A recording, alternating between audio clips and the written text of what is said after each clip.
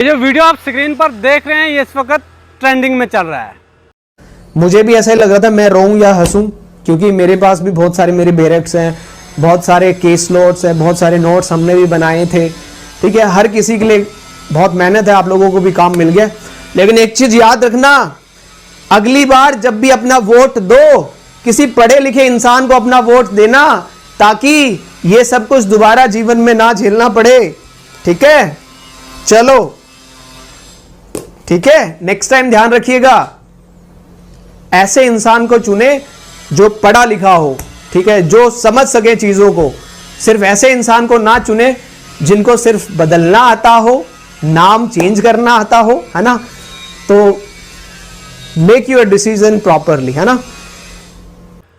अब ट्रेंडिंग में चलने की वजह क्या है मैं आपको बताता हूं कि अगर आजकल के इस मौजूदा दौर में आप सिर्फ किसी को इतना सा सजेशन करते हैं कि आप पढ़े लिखे इंसान को वोट कीजिए, और ख़ासकर आप किसी इदारे के साथ जुड़े हों, किसी कंपनी में जॉब करते हों, तो आपको जो है नौकरी से हाथ धोना पड़ेगा।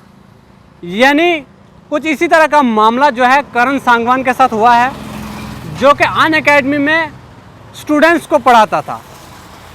करण सांगवान ने उन बच्चों से सिर्फ इतना सा कहा था कि आप जब भी वोट करें तो पढ़े लिखे इंसान को वोट करें, ताकि आपको आने वाले वक्त में किसी तरह की मुश्किलात का सामना ना करना पड़े।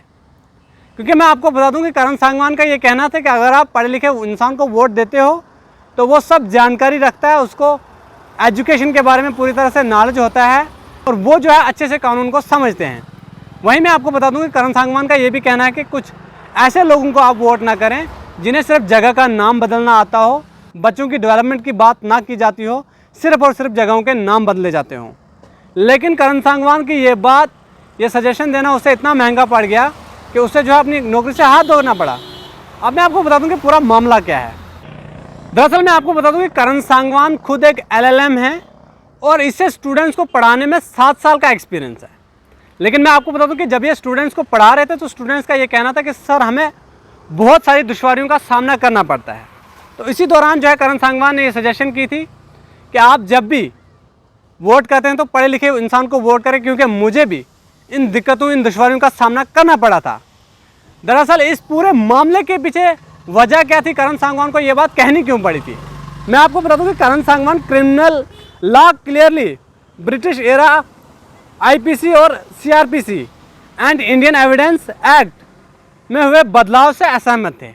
इसलिए जो है उन्होंने स्टूडेंट्स को पढ़ा रहे थे, तब उन्होंने सजेशन की थी कि मेरे साथ भी ये प्रॉब्लम्स हुई हैं, मैंने भी इन प्रॉब्लम्स को जो है फेस किया है, इसलिए मैं आप लोगों से को ये सजेशन करता हूँ जब भी आप वोट करें तो पढ़े लिखे इंसान को वोट करें। लेकिन फिर क्या था, करण सांगवान के खिलाफ एक एजेंडा चलाया गया, एक मुहिम चलाई गई। मैं आपको बता दूं कि कुछ पॉलिटिकल पार्टी का ये मानना था कि करण सांगवान अनअकैडमी में जाकर पॉलिटिकल एजेंडा चलाते हैं।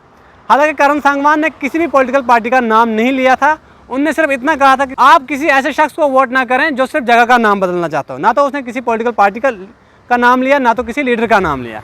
लेकिन BJP IT सेल ने इतना ट्रेंड किया इस वीडियो को कि उसके बाद लगातार उनका ये मानना था कि शायद करण सांगवान ने जो है वो BJP को टारगेट किया। वहीं मैं आपको बता दूं कि दिल्ली के CM अरविंद केजरीवाल और भी कई अपोजिशन पार्टी के कई सारे लीडर जो है करण सांगवान के हक में उतर आए, और उनका ये कहना था कि करण सांगवान ने जो कहा ये बिल्कुल भी पॉलिटिकल एजेंडा नहीं है, इन्होंने बिल्कुल हकीकत की। अगर एक पढ़ा लिखा नौजवान एक पढ़े लिखे इंसान को ही वोट करे तो वो उसके दुख दर्द को समझ सकता है, उसे एजुकेशन की अहमियत पता होगी, और जब भी बच्चा पढ़े लिखे और उसके बाद जब वो नौकरी की तलाश में हो तो अगर पढ़ा लिखा इंसान कोई लीडर बना हो, उसे जो है उसकी पढ़ाई की अहमियत के बारे में मालूम होगा। आप लोगों की क्या कुछ राय है, आप लोग भी अपनी राय कमेंट बॉक्स में ज़रूर दीजिए।